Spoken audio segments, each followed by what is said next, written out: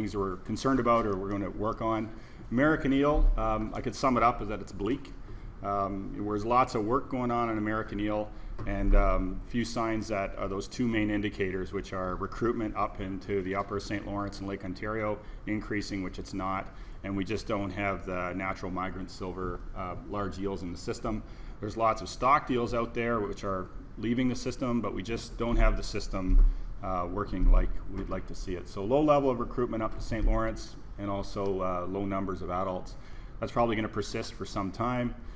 There's a lot of work going on the eel passage with the Eel Passage Research Center around trying to find some downstream passage solutions to that using different mechanisms, and so the work continues in that area.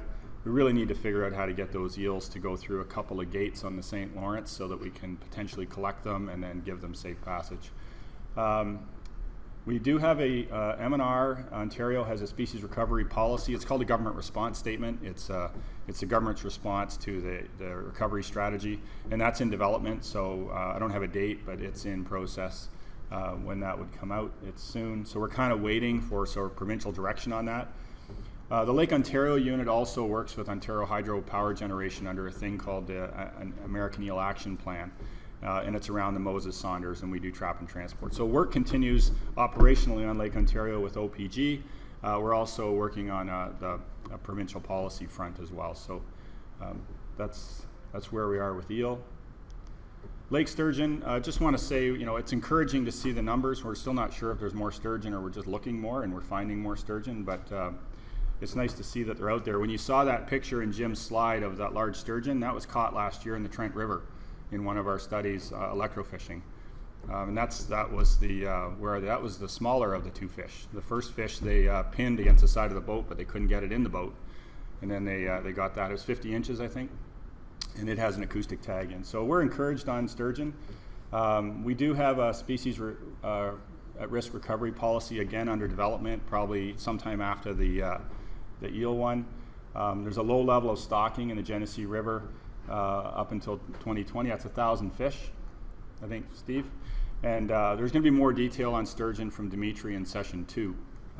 There's also a little study we're working on in the Napanee River. It's in our annual report. You can look at that. Walleye, really encouraged. This is sort of our main fishery for the Eastern Basin, Lake Ontario.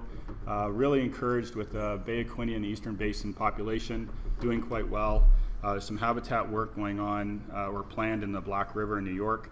You're going to hear more today about the Hamilton Harbor and the Toronto Harbor restoration that's underway, most specifically on Hamilton, but we've got a pretty good toehold of walleye restoration there. We're pretty encouraged. We've got, you'll hear this afternoon about some walleye ecology telemetry work we're doing, and with New York is now going to join us in 2018, trying to understand adult walleye dynamics in the Eastern Basin of Lake Ontario, hopefully leading towards a more joint strategy of management between Ontario and New York. So really encouraged by that. You're going to hear a special session on that this afternoon. Outlook is really good for walleye with those two strong year classes, and stay tuned for this afternoon. We do have there's good discussions we're having. I don't have a slide on it on bass, so we're trying to understand bass a bit more to maybe come up with some joint approaches on bass. And we're encouraged by perch. Perch seems to have bottomed out there for a while, and it seems to be starting back a little bit, at least in the Eastern Basin. Not so much down in the St. Lawrence as well. It's coming back a bit. So that's all I have. Any questions on that?